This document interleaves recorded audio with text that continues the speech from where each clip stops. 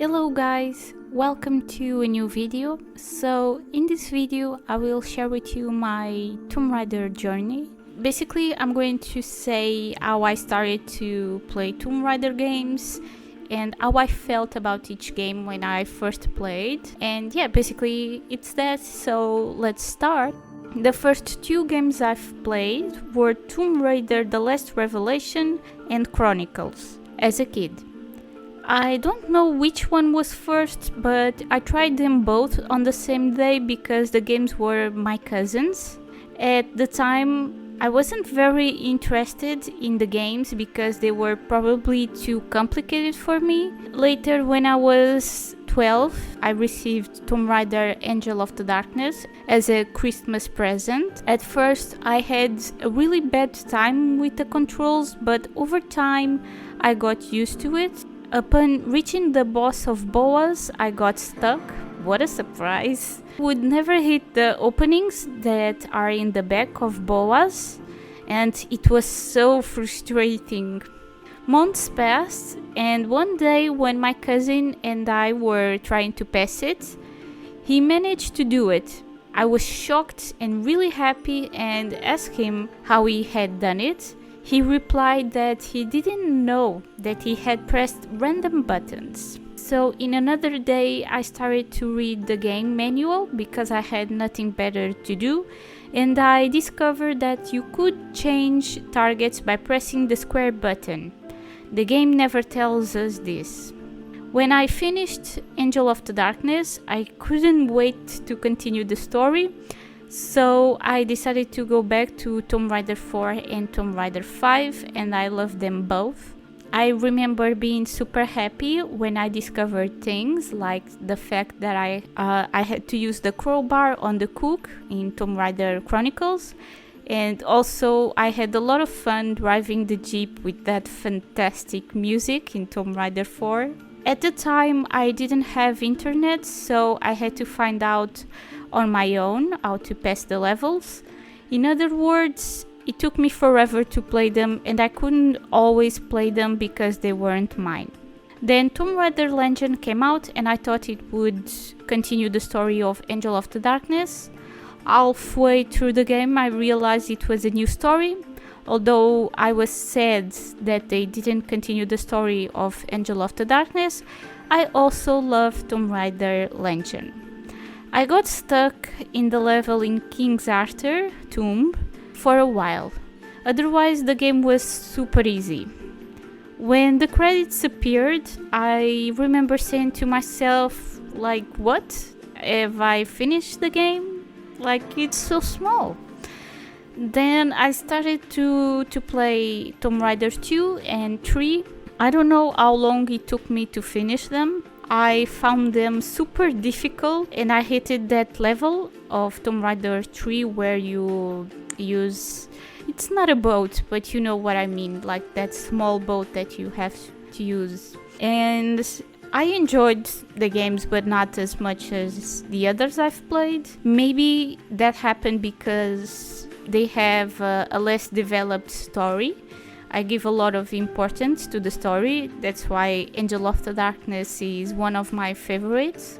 A few years later, Tomb Raider Anniversary came out and I was crazy to buy it. Once again, I was not disappointed.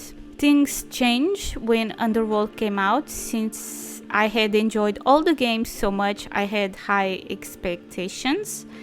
Unfortunately, I found the story boring, more of the same, without new characters. The gameplay had more bugs than the two previous games.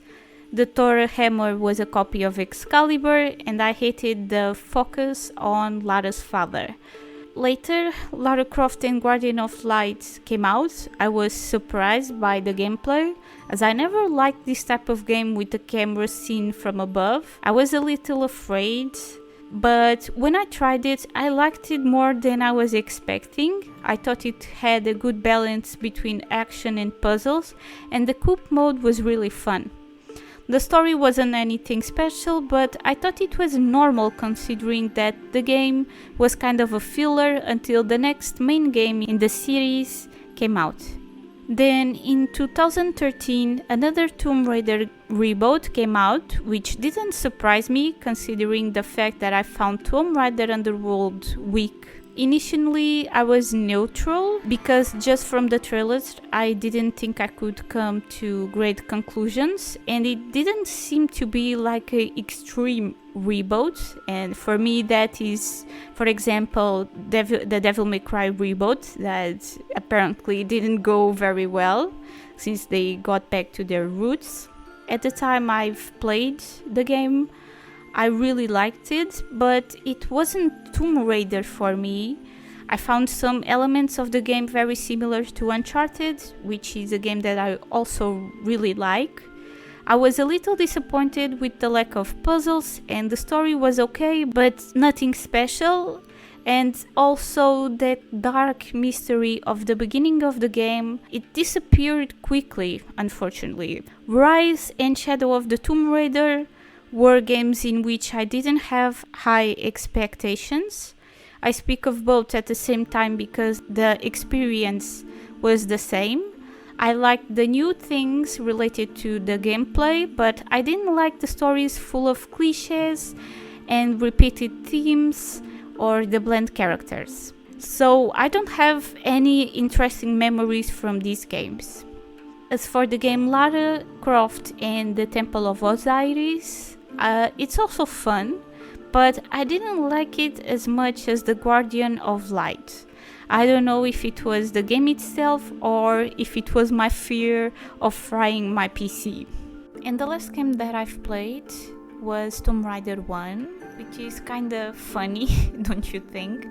That was because it was a nightmare for me to be able to run the game on my PC.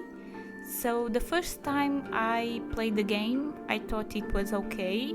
It was cool to see the differences and similarities between this game and Tomb Raider Anniversary. I was very surprised with the final levels because they were very different and way more creepy. The second time I've played this game, I started to enjoy it more than the first time. After all these years, Tomb Raider is still one of my favorite series, but I don't have that enthusiasm that I had at the beginning because of the disappointments I've had with the last few games.